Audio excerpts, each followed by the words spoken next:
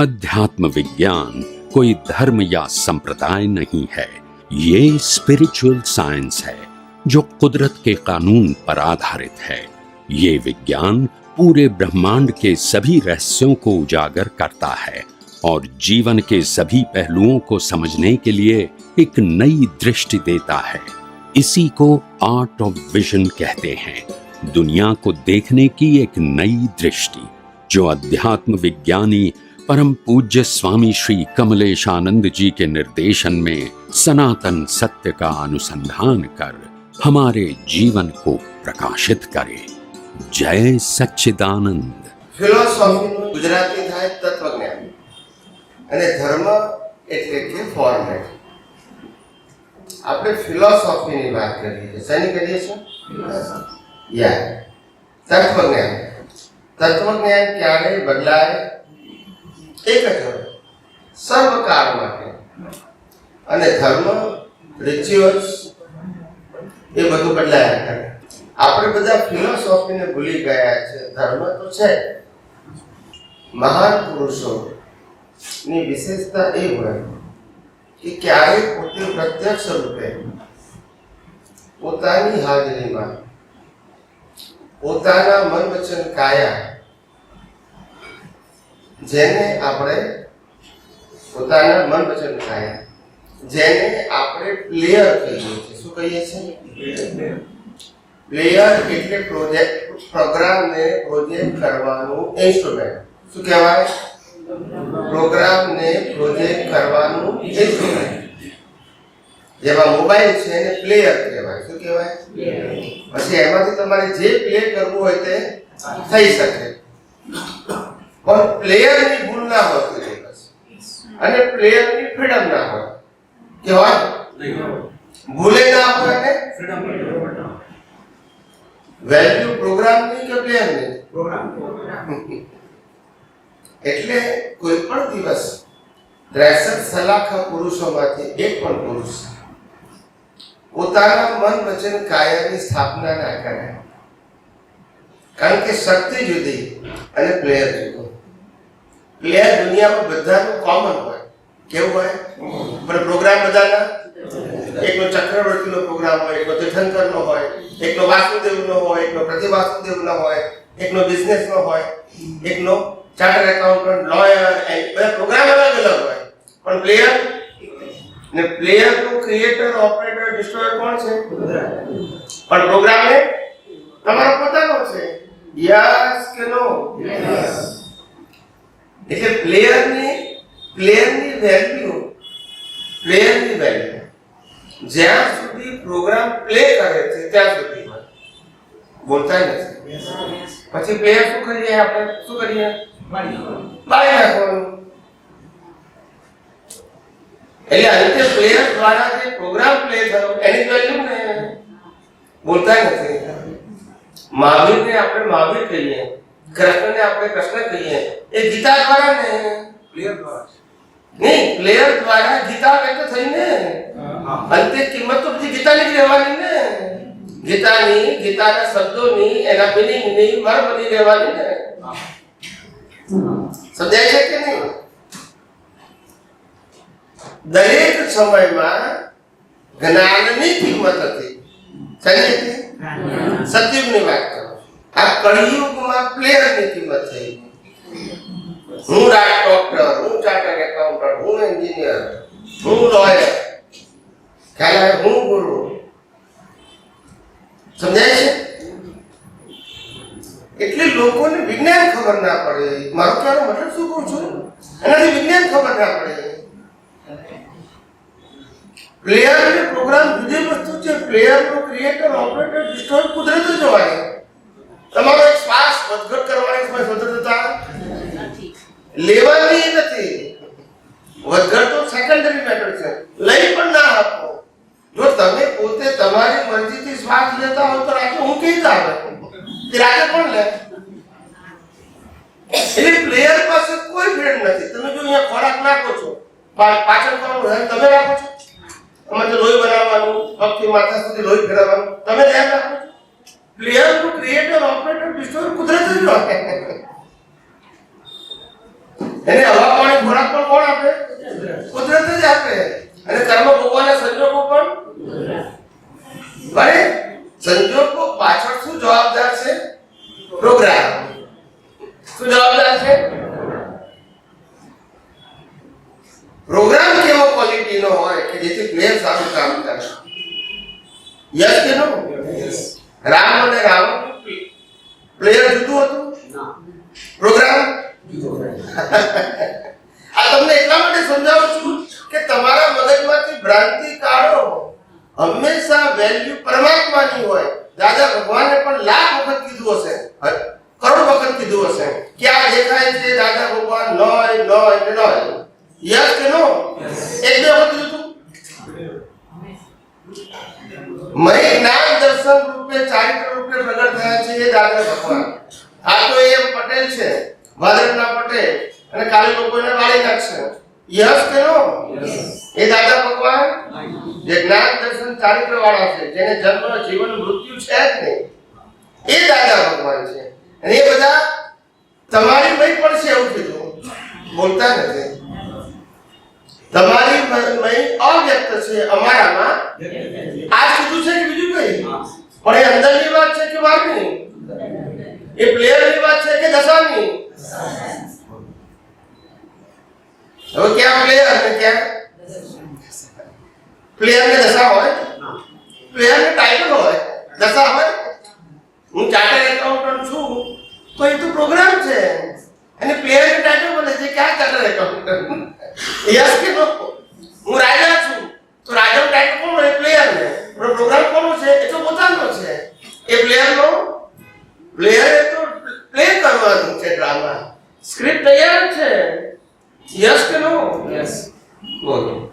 હવે તમે common sense થી વિચારો કે આ પ્લેયર કોઈનું પણ હોય, એ ભૂલ કરી શકે? કોઈનું પણ પ્લેયર ભૂલ કરી શકે? અથવા ભૂલ કરવાની સ્વતંત્રતા પ્લેયર પાસે હોય? તો કોઈ દિવસ પ્લેયર ગુનેગાર કહેવાય? બોલો. અને આપણે બધા પ્રતિક્રમણ પ્લેયર ના કરી દેશે, બોલતા નથી. યસ કે નો? બોલો. તો પ્લેયર ની ભૂલ હોય? પ્લેયર તો પ્રોગ્રામ થી ચાલે છે ને. હવે આપણે કોઈ મશીન હોય, મશીનમાં આપણે પ્રોગ્રામ ફિટ કર્યો હોય કે આ બધા ભાગ હલાયા કરે, બરાબર છે, લોખંડનો ભાગ. હવે આપણે ત્યાં મોડું ધરીએ શું કરે? તેને બાપ લાગે ને, કેમ આપણે તો વાગ્યું ને, તો બાપ લાગે? પ્લેયર ને બાપ લાગે? હવે આ સમજતા લોકો લાખ અવતાર થાય. આ પ્લેયર છે સમજતા જ લાખ અવતાર થાય. સમજાય છે? આ તો વિજ્ઞાનિક વાક્યો તો તમને સમજાય નહીં તો સમજાય જ નહીં. સમજાય જ નહીં. આ આટલું સરળ ભાષામાં નીકળ્યું તે તમને ખબર પડે તો કોને ખબર પડ્યા? કોણ કે અને પ્લેયર છે? સમજાય છે કે નહીં? પ્લેયર અને પ્રોગ્રામ બંને કેવા છે? પ્રોગ્રામ તમે લઈને આવ્યા છો ને પ્લેયર કોણે આપ્યું? કુદરતે આપેલું. પ્લેયરનો ભૂલ હોય? વિચાર કરો, સાયન્ટિફિકલી વિચાર કરો કે કોઈ પ્લેયરમાં ભૂલ હોય? ભૂલ પ્રોગ્રામમાં હોય, પ્લેયરમાં હોય? હવે કોઈ તીર્થંકર છે, કોઈ ચક્રવર્તી છે, કોઈ વાસુદેવ છે, કોઈ પ્રતિવાસુદેવ છે, કોઈ જ્ઞાની છે, અનુભવી જ્ઞાની. એ પ્લેયરનો રોલ છે કે પ્રોગ્રામનો? તો કિંમત કોની? અને કહીએ કોની? જળથી ચેતન ઉપજે, ચેતનથી જળ થાય, એવો અનુભવ કોઈને ક્યારે કદી ન. આ જળથી ચેતન ઉપજે અને તો બાળી નાખવાનું. શું કરવાનું? ચાલો. પ્લેયરને વ્યવહારથી જ્ઞાની કહેવાય. શું કહેવાય? એનો વિનય વિવેક કરવો જોઈએ. પણ પ્લેયર પાસે ફ્રીડમ શું ના હોય? ફ્રીડમ ના હોય. એક શ્વાસ લેવાની પણ સ્વતંત્ર શક્તિ શરીરને કોઈનું પણ હોય. ભગવાન મહાવીરને પણ દેવી દેવતાઓએ કીધું, ઇન્દ્ર મહારાજે, કે હવે કળિયુગ બેસવાનો છે. જેવા તમે નિર્વાણ થશો એટલે કળિયુગ બેસવાનો છે. અને જો તમે થોડો સમય વધારે તમારો લાઈફ એક્સટેન્ડ કરો તો આ ભસ્મ ગ્રહની જે અસર 2500 વર્ષ થવાની છે એ ના થાય. તો ભગવાન મૌન રહ્યા. એમને પોતાનું આયુષ્ય વધાર્યું, શ્વાસોશ્વાસ વધાર્યા. કારણ કે શ્વાસોશ્વાસ વધારવા હોય તો પાછો અહંકાર જોઈએ, પાછું દેહાદેહ જોઈએ કે નહીં. દેહના ઉપર કંટ્રોલ કરો તારે વધે ને. શ્વાસ એટલે આત્માનો ગુણ છે કે પ્રકૃતિનો છે? પ્રકૃતિનો એક પણ ગુણ અને મારો એક પણ ગુણ. ગુણે કરી બંને સર્વથા. આ તો સામીપ્ય ભાવને લઈને ભ્રાંતિ ઉત્પન્ન થાય છે કે પ્રકૃતિનો ગુણ એક મારો ગુણ છે અને મારો ગુણ એ પ્રકૃતિનો. એ ભ્રાંતિ ઉત્પન્ન થઈ. ખ્યાલ આવે? એ આ જ્ઞાની પુરુષના વિજ્ઞાનથી એ ભ્રાંતિ નાશ થાય છે. નહીં તો ખબર કેવી રીતે પડે? કેવી રીતે ખબર પડે? તમે જુઓ, 24 તીર્થંકર ભગવંતો જે જૈન છે એને ખબર હશે, 24 તીર્થંકર ભગવંતો. પણ સતયુગની શરૂઆત અને પ્રથમ તીર્થંકર ઋષભદેવ ભગવાન, એની વેલ્યુ હોય. એની 23 તીર્થંકરોની વેલ્યુ એના જેટલી ના હોય. કેમ? કારણ કે સ્વયંભૂ થયા. બાકીના બધા સ્વયંભૂ થયા, પણ પ્રાપ્ત થયા પછી સ્વયંભૂ થયા. તીર્થંકર ભગવાનના મોઢેથી જ્ઞાન નીકળી ગયું પછી આ બધા થયા. જ્યારે કેવળ જ્ઞાન થયું ત્યારે સ્વયંભૂ, પણ પ્રાપ્તિ તો જોઈએ કે નહીં. નથી કહેતા કે આગળ જ્ઞાની મળ્યા હોય. સમજાય છે કે નહીં? એટલે તમને કદાચ ખબર હોય કે નહીં મને ખબર નથી, પણ જૈનોને તો ખબર હોવી જોઈએ કે કોઈ પણ ભગવાનનું દેરાસર હોય, શાંતિનાથ હોય, પાર્શ્વનાથ હોય, કુંજનાથ હોય, પણ આરતી તો ઋષભદેવની જ હોય. બોલતા નથી. હજુ કેટલાક ને તો અત્યારે બહુ તારે લાઈક થાય, ભલે 60 વર્ષથી આરતી કરીએ પણ લાઈક ના થાય. બોલતા નથી. યસ કે નો? લો મહાવીરનું દેરાસર મહાવીરનું હોય, પણ આરતી કોની હોય? વિચાર તો કરો. ખબર જ ના હોય. કેટલા બધા આપણે બ્લાઇન્ડ થઈ ગયા છે. વાસ્તવિકતા ખબર નથી. એમ કહું છું. હું કોઈ ચમત્કારની વાત નથી કરતો. આ તો આંખે દેખ્યું સત્ય છે, પણ ત્યાં આપણું ફોકસ નથી જતું. એટલે ઋષભદેવ ભગવાનને મૂળ પુરુષ કહેવાય. શું કહેવાય? પછી એના દ્વારા જે જ્ઞાન પ્રાપ્ત થયું, એનાથી જે પછી જ્ઞાની થયા, કેવળ જ્ઞાની થયા કે તીર્થંકર થયા, એના પછી થયા. એ પેલા તો જ્ઞાન હતું જ નહીં. ઋષભદેવ ભગવાન પેલા જ્ઞાન નતું. પહેલો આરો નહીં, બીજો આરો નહીં, ત્રીજો આરો નહીં, ચોથા આરામાં તીર્થંકર થયા. એટલે આ આરાની અંદર ઋષભદેવ ભગવાન શ્રેષ્ઠ કહેવાય. એ ઋષભદેવ ભગવાનને પાછા આગલા અવતારમાં તો જ્ઞાની મળેલા હોય, પણ એ આખો કાળ જ બદલાઈ ગયો. શું બદલાઈ ગયો? એ ગયા અવતારની ચડતી 24 એમાં એમને જ્ઞાની મળ્યા હશે અને એ વખતે ગીત થયા હશે ને એનું ફળ આ 24 માં આવ્યું. સમજાય છે? પણ આ 24 માં એક બિગિનર કહેવાય. આદિનાથ. શું કહેવાય? બિગિનર. બધું જ શીખવાડે. અસી મસી કૃષિ બધું શીખવાડે. કેમ રસોઈ બનાવી, કેમ લખવું, કેમ ઉદ્યોગો, કેમ કપડા, બધું જ ભગવાન શીખવાડે. વ્યવહારે શીખવાડે અને નિશ્ચય શીખવાડે. જેને જે પ્રાપ્ત કરવું કરે પછી બધું ડેવલપ થયા કરે. શું છે? એકવાર તમને પ્રોસેસમાં મૂકી દે પછી અપગ્રેડેશન થયા કરે. આવું હોય. સમજાય છે?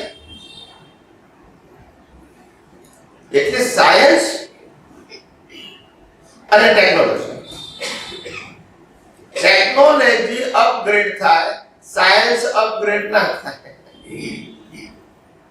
સમજાય છે? સાયન્સ અપગ્રેડ ના થાય, ટેકનોલોજી અપગ્રેડ થાય. અત્યારે એકવાર મોબાઈલની સિસ્ટમ નીકળી ગઈ કે આનાથી દુનિયાભરમાં મારે કોડલેસ વાત થાય છે. It's a science. બરાબર છે? હવે મોબાઈલના જે ફીચર્સ છે એમાં ગમે તે અપગ્રેડેશન કરો, but the principal is principal upgrade ના થાય. ટેકનોલોજી અપગ્રેડ થાય, ફીચર્સ અપગ્રેડ થાય, એના પ્રોગ્રામ બદલી શકો, બટ ધ પ્રિન્સિપલ ઇઝ એટલે પ્રિન્સિપલ ને સાયન્સ કહેવાય, બાકી બધું ટેકનોલોજી કહેવાય. યુઝ ઓફ પ્રિન્સિપલ એને ટેકનોલોજી કહેવાય. એટલે જ્ઞાન વિજ્ઞાન એ સિદ્ધાંત એક જ છે. મન વચન કાયાની અવસ્થા માત્ર કુદરતી છે. મન વચન કાયનો ક્રિએટર ઓપરેટર ડિસ્ટ્રોયર કુદરત છે. ત્યારે સ્થૂળ સંયોગો સૂક્ષ્મ સંયોગો વાણીના સંયોગો પાપ છે અને પ્રાણી છે. હવે આ સિદ્ધાંત છે. હવે આપણે લાખ પ્રયત્ન કરીએ, લાખ પ્રકારની પ્રકૃતિ હોય, વિચારો અનેક પ્રકારના હોય, વાણી અનેક પ્રકારની હોય, વર્તન અનેક પ્રકારના હોય, પણ પ્રિન્સિપલ પણ ટેકનોલોજી અલગ અલગ હોય. કોઈના વિચારો સારા ખરાબ હોય, કોઈની વાણી સારી ખરાબ હોય, કોઈના વર્તન સારા ખરાબ હોય, પણ પ્રિન્સિપલ એક પર અને અવસ્થા માત્ર એમાં ફેરફાર થાય. કોઈ રાજા બને તોય પરને પરાધીન, અને કોઈ ભિખારી બને તોય. કોઈ રાજા બને તોય એના વચન ખાયા કુદરતી રચના, અને ભિખારીના વચન ખાયા. તો પ્રિન્સિપલ બદલાય, અવસ્થાઓ બદલાય. પ્રિન્સિપલ એટલે પ્રિન્સિપલ ને સાયન્સ કહેવાય, અવસ્થાને ને આખું જગત ગુંચાયું છે શેમાં? સમજાય છે? એટલે જ્ઞાની પુરુષ દાદા ભગવાને સાયન્સ તો કહ્યું, પણ એ વખતે આપણે સમજ્યા પછી એ શું કરે ને સમજ્યાની માટે આ રિચ્યુઅલ્સ આપવી પડે. સમજાય છે? અને એકવાર રિચ્યુઅલ્સ આપ્યા પછી એ જ લોકોને સાયન્સ આપવું અઘરું થઈ જાય. Otherwise they confuse. સમજાય છે? એ વ્યક્તિ એને ના આપી શકે. એકવાર મેં તમને સાયન્સ આપ્યા પછી ના સમજાયું, હવે મેં તમને ટેકનોલોજી આપી દીધી કે આવું આવું કરજો, પછી સાયન્સ ના આપી શકે. Otherwise you are confuse. એકવાર તમને પુરુષાર્થ થઈ ગયો કે આ બધી સત સાધનો પુરુષાર્થ છે, પછી એમ કહું કે ઉદય કર્મ છે કુદરતી રચના તો બી ના કહેવાય, તો આપણો સિદ્ધાંત મારી જાય. પછી આખો માર્ગ શું થઈ જાય? બંધ થઈ જાય. એટલે દાદા ભગવાનને ખબર હતી કે આમાંથી કેટલાક જિજ્ઞાસુ પાકશે, એ મારા સાહિત્યની વાત કરશે, નહીં સમજે તો આ તો કરશે, માર્ગ તો ચાલશે, બોલતા નથી. મહાવીર વિજ્ઞાન નતું કીધું, પણ તાર માર્ગ તો ચાલશે. વિજ્ઞાન વિચારે છે કે ટેકનોલોજી છે?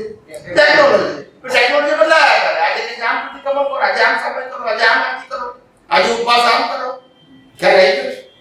ખાવાની વસ્તુ બદલાય, પહેરવેશ બદલાય. સમજાય છે કે બધું બદલાયા કરે. સમજાય છે? પણ પ્રિન્સિપલ એક જ છે. પ્રિન્સિપલ ના બદલાય. સમજાય છે? ભગવાને પ્રિન્સિપલ આપ્યો છે, શું આપ્યું છે? અને પ્રિન્સિપલ ના સમજાવો એટલે પછી એક્શનની ટેકનોલોજી આવી. હવે આ કરો, નહીં તો પછી આ કરો, નહીં તો પછી આ કરો, નહીં તો પછી આ કરો. સમજાયું કે નહીં? આવું છે. પ્રિન્સિપલ એક છે ને આપણે સમજવાનું શું છે? પ્રિન્સિપલ. ગુંચાય છે શેમાં? ટેકનોલોજી.